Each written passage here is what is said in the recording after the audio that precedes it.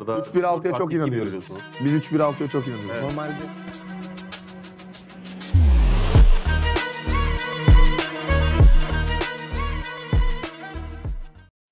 Merhaba. Bu bölümde Arda Turan'ın Eyüpspor'da kullandığı 3-1-6 hücum setini oyunun dinamiklerine uygun olarak nasıl hazırladığıma göz atıp test sonuçlarına bakacağız. Kanalıma destek vermek için abone olabilir, daha geniş kitlelere ulaşabilmem için videolarımı beğenebilirsiniz. Ayrıca katıl butonuyla kanalıma üye olarak oyun dosyalarıma erken erişim sağlamak gibi ayrıcalıklara sahip olabileceğinizi de hatırlatmak isterim. Keyifli seyirler. Modellemeye çalışacağımız bu takım şeklinde Arda Turan, geriden oyun kurarken 6 numarasını iki stoperin arasına çekip, beklerini çizgiye genişleterek topu birinci bölgeden 3-4-3 görünümüyle çıkarmayı planlıyor. İkinci bölgede oyun kurulumunda bekler çizgide hücum zincirine eklenirken, kenar hücumcuların iç koridordaki konumlarının korunmasıyla takıma 3-2-5 şekli verildiğini görüyoruz. 2'den 3'e geçişte 8 numaranın iç koridor koşusuyla Arda Turan'ın 3-1-6 setini gözlemleyebiliriz. Hücuma bu kalabalık çıkış 3. bölge yerleşiminde de korunurken aksiyonun gerçekleştiği bölgeye göre 3 ya da 4 oyuncunun geçiş savunmasında reaksiyon verebilecek konumlarda pozisyon aldığına da dikkat etmemiz gerekli. Taktiklerimizi hazırlarken toplu oyunda oyuncuların konumlanmalarını doğru ayarlayabilmek ve bölgeler arası pas bağlantılarını en az hatayla çalıştırabilmek için futbolda temel hücum prensipleri olan takım genişliği ve takım derinliği kavramlarından faydalanmak çok işimize yarayacaktır. Genişlik ve derinlik en basit haliyle takımın sahadaki yatay ve dikey yayılışını ifade eder. Takım genişliği rakip savunma oyuncular arasındaki mesafeyi, takım derinliği ise rakibin hatları arasındaki mesafeyi açmayı hedeflediğinden bu iki kavram birbirinin tamamlayıcısıdır ve bir arada düşünülmelidir. FM24'te kenar oyuncularının takıma genişlik vermesini istediğimizde destek, takım boyunu yükseltmeleri için kullanmak istediğimizde ise hücum göreviyle oynatacağız. Aynı mantık merkezde de geçerli. Hücum görevli oyuncular takıma derinlik katmak için yüksekte pozisyon alacak, destek görevli oyuncularla pas bağlantıları kurarak derine hedef paslar atılması sağlanacaktır. Takımın 3. bölgeye 3-1-6 ile geçmeye çalıştığı bu ana tekrar bakalım. Oyuncuların vücut pozisyonları bize topla kurdukları ilişki ve aksiyondaki görevleri hakkında ipucu vermeli. 9 numaranın yüzü olası bir merkez bağlantısı için topa dönükken takım iki kenarda beklerle genişliyor, derinlik ise half space koşullarıyla iç koridordan sağlanıyor. Taktiğimizin çalışma şeklinde bu bilgilerin sahaya nasıl yansıdığını görebiliriz. Kısa paslarla 3. bölgeye çıktığımız bu hücum aksiyonunda oyuncularımızın topu dolaştırabilmek için doğru konumlara hareketlenmelerine dikkat edelim. 3. bölge yerleşiminde iki bek takıma genişlik verirken yüksekte aldığı pozisyonla sağ kenardaki 8 numaramız iç koridorda derin pas için kendini boşa çıkarmış.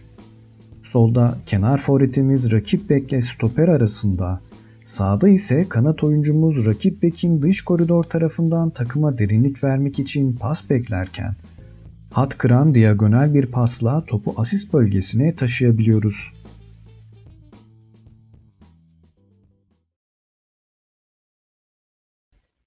...3-1-6 takım şeklini test ederken maçların zorluk seviyelerine göre 3 farklı oyun felsefesiyle FM24 dinamiklerine uygun olarak planlamaya çalıştım. Takımınıza denk ya da zayıf rakipler karşısında dikey tiki taka toplu oyun felsefesini kullanırken deplasmanlarda veya görece daha büyük rakiplere karşı organize kontratak ve topa sahip olma felsefelerinden hibrit bir düzen kurguladım. Maçta ekstra gole ihtiyacımız olduğu bölümlerde ya da görece zayıf rakiplere karşı kullanmak içinse gegenpress oyun felsefesiyle bir hücum varyasyonunu tercih ettim.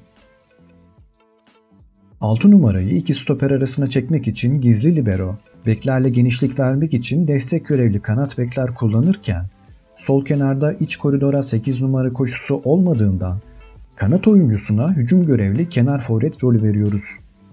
Sağ kenarda iç koridor koşusu için mezzala hücum rolü kullandığımızdan sağ kenardaki derinliği hücum görevli ters ayaklı kanat oyuncusuyla sağlayacağız. Üçlü hattın önünde pas istasyonu olarak kullanacağımız oyun kurucu rolünü ise ön alan baskısını nasıl kurgulayacağımıza göre belirlememiz gerekli.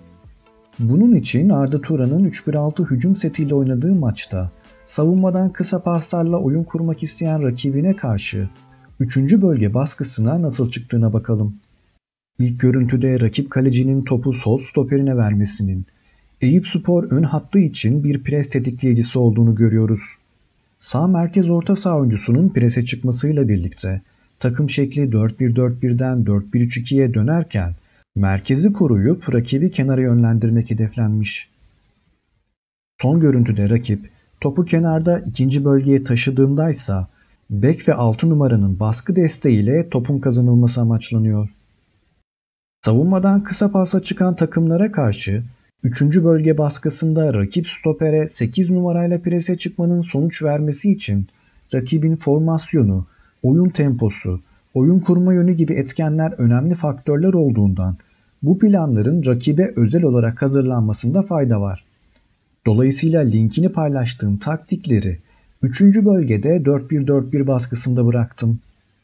Ayrıca FM24'te hücum planıyla rakipleri domine etmek, oyun çıkışının henüz bu erken aşamasında fazlasıyla kolay olduğundan oyununuzu rakibe göre şekillendirmenize hiç gerek kalmadığını da söyleyebilirim. Yeniden taktik ekranımıza dönüp oyunda kendi oyuncu rollerimizi nasıl yarattığımıza, sol içte kullanacağımız oyun kurucu rolü üzerinden bakalım.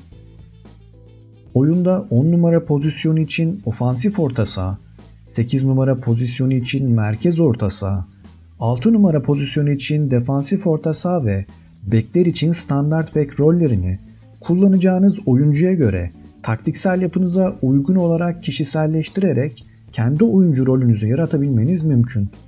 Ofansif ve gezgin oyun kurucu rolleri yüksekte pozisyon aldığından bu mevkide ilk tercihimiz derin oyun kurucuydu.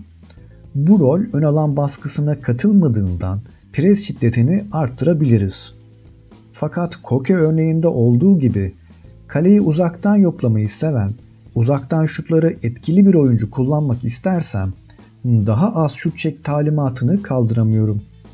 Dolayısıyla bu rolü taktik dosyalarında talimatları oyuncunuza göre kişiselleştirecek biçimde merkez orta saha rolüyle bulacaksınız.